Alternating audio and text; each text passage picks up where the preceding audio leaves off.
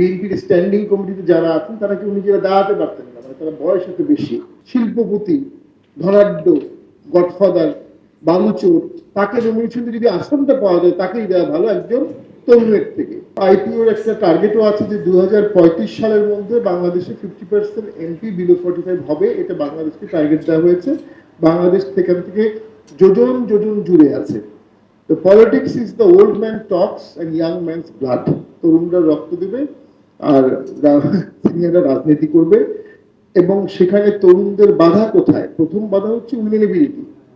সকল দলই ভোটে জিততে চায়, কারণ ভোটে হারার যে কনসিকুয়েন্স এটা ড্রাস্টিক।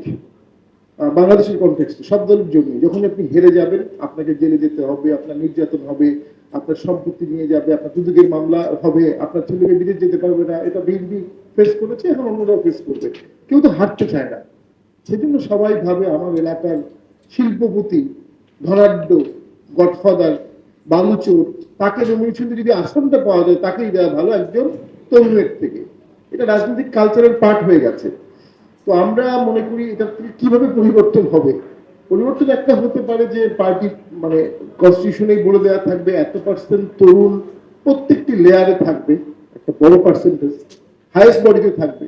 যেমন স্ট্যান্ডিং কমিটিতে একসময় মজা করে বলা হতো, এটা কেউ মাইন্ড করবেন না, যে বিএনপির স্ট্যান্ডিং কমিটিতে যারা আছেন তারা কেউ নিজেরা দাঁড়াতে পারতেন না, মানে তারা বয়স এত বেশি।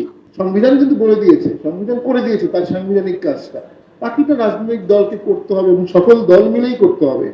আমি যখন মহাসচিব হিসাবে প্রথমবার আমার নাম আসলো, তখন দলের সমস্ত সিনিয়ররা যারা সমস্ত বিষয়ে কখনো এক হয়নি আজ পর্যন্ত, ওই এক বিষয়ে এক হলো, শামীম পাটোয়ারিকে মহাসচিব দেওয়া হবে না। কেন? ও বেশি লম্বা বা কালো এই কারণে না, ও বাচ্চা ছেলে। আন্দোলন করার দেশ চালানো তো এক না, তরুণরা আন্দোলন করে বিপ্লব করে জয় নিয়ে আসবে।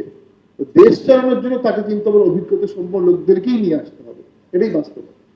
তরুণদের সব আছে, সততা আছে, দক্ষতা আছে, সেই জন্য তরুণরা অভিজ্ঞতা সম্পন্ন লোককে সাথে তাদেরই রাজনৈতিক মতাদর্শের সাথে নেবে, নিয়েই দেশ চালাবে। এটাই কাঠামো, এভাবেই দেশ চলেছে।